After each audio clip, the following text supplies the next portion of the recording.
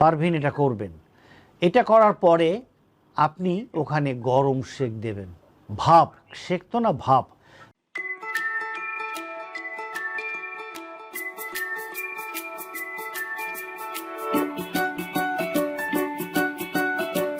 আমরা এখন চলে যাচ্ছি যিনি কল করেছেন তার কলের উত্তর দিতে।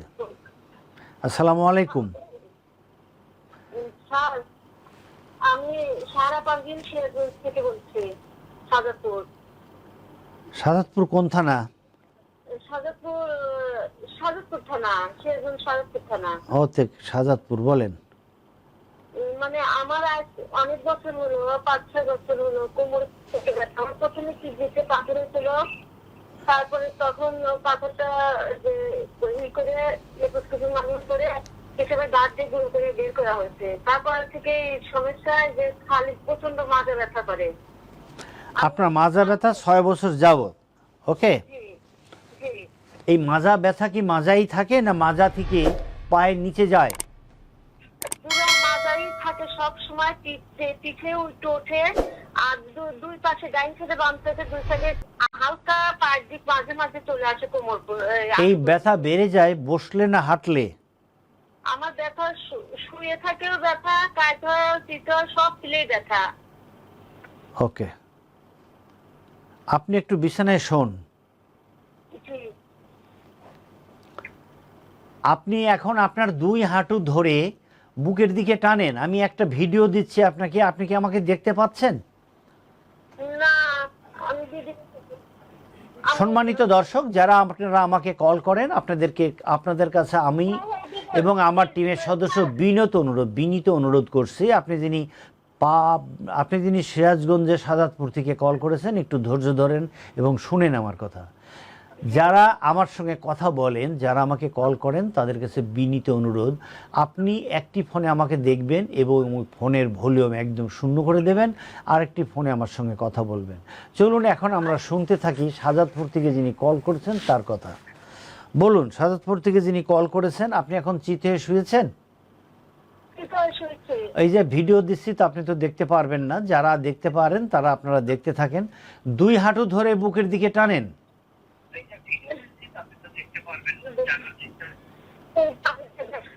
2 হাঁটু ধরে বুকের দিকে টেনে বুকের সঙ্গে আটকিয়ে থাকলে কি আপনার কোমরে ব্যথা হয়? তাও লাগে। আচ্ছা আচ্ছা, শোনেন, আপনি প্রতিদিন সকালে এবং রাতে উপর হয়ে শুয়ে থাকবেন কমপক্ষে 30 মিনিট। আজকে আপনি 1 পোয়া নারকেলের তেলের মধ্যে 20 কোয়া রসুনকে কেটে অথবা ছেঁচে দিয়ে এটাকে গরম করেন। যখন রসুনগুলো লাল লাল হবে তখন একটা বাটিতে ঢেলে রাখবেন। তারপরে প্রতিদিন সকালে কাউকে বলবেন এই তেলটাকে কমপক্ষে 10 মিনিট আপনার কোমরে হালকা হালকা করে ডলে দিতে। আমরা এই প্রসেসটাকে বলে থাকি মাইফেশিয়াল রিলিজ, বাট আমার ভাষা হলো মেল্টিং দ্য পেইন। অর্থাৎ বরফ যেমন গলায়, হাত দিয়ে আপনি নড়াচড়া করলে দেখবেন বরফ গলে যাবে, ঠিক আপনার মাজার যেখানে ব্যথা আছে এখানে যখন আপনি হাত দিয়ে এটাকে আস্তে আস্তে আস্তে আস্তে ডলবেন, নড়াচড়া করবেন, তখন ওখানের ওই ব্যথার জায়গায় যখন আঙ্গুল যাবে তখন আস্তে আস্তে ব্যথাগুলো গলে ড্রেন হয়ে যাবে। এটা হলো আমাদের উদ্দেশ্য এবং এটা হয় ইনশাআল্লাহ, প্রমাণিত। আমরা যে চিকিৎসা করি সেই চিকিৎসা থেকে এটা প্রমাণ করেছে যে এটা হয়। সুতরাং এটা করবেন। আমার রোগীরা বলে তারা ভালো বোধ করে, সুতরাং এটা করবেন। আপনি করবেন। কে করবেন? সাজাদপুর থেকে যে কল করেছেন, শাহজাদপুর থেকে পারভিন এটা করবেন। এটা করার পরে আপনি ওখানে গরম সেক দেবেন, ভাপ, সেক তো না, ভাপ। পানির মধ্যে, গরম পানির মধ্যে টাওয়াল ভিজিয়ে রাখবেন। টাওয়ালটাকে চিপে আপনি আপনার মাজার উপরে সুন্দর করে লাগিয়ে উপরে একটা ড্রাই টাওয়াল দিয়ে অথবা কাঁথা দিয়ে ঢেকে রাখবেন।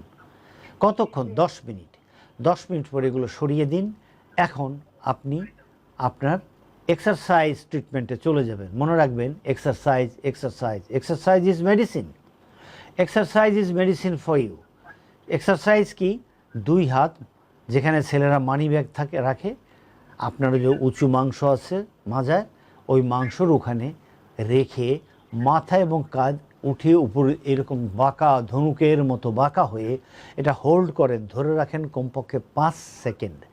5 সেকেন্ড কীভাবে হবে? 5 বার সুবহান আল্লাহি ওয়া বিহামদিহি পড়বেন, অথবা 1001 থেকে 1005 গুনবেন। ওকে দর্শক, আপনারা এটা করতেই থাকবেন। এরপরে আপনি চিত হয়ে শুবেন। চিত হয়ে শুয়ে এখন আপনি ডান পা আস্তে আস্তে উঠাবেন, এরকম উঠাবেন। উঠানোর পরে যতটুকু উঠা পারেন, তারপরে কাউকে বলবেন আপনার পায়ের গোড়ালি ধরতে, আপনি পা দিয়ে হাতের উপরে চাপ দেবেন। হাত ওখানেই থাকবে, পা ওখানেই থাকবে। কতক্ষণ? ঠিক আগের মতো 5 সেকেন্ড। এরপরে নেক্সট চিকিৎসা চলে যাবে হলো, আপনার ডান পায়ের গোড়ালি বাম হাঁটুর উপর রাখেন এবং বাম হাঁটুকে টেনে বুকে আনেন, আবার বাম পায়ের গোড়ালি ডান হাঁটুতে রাখেন, বুকের টেনে বুকে আনেন। প্রতিটি এক্সারসাইজ সকালে এবং বিকালে করবেন এবং কমপক্ষে 15 বার করবেন। প্রতিদিন 1-2 বার বাড়াতে থাকবেন। এবং আপনি কেমন থাকেন 2 সপ্তাহ পর অবশ্যই আমাদেরকে জানাবেন। আল্লাহ পাক আমাদের চিকিৎসার উছিলায় আপনাকে ভালো করুন, এই দোয়া আমরা করি, আমিন। আসসালামু আলাইকুম।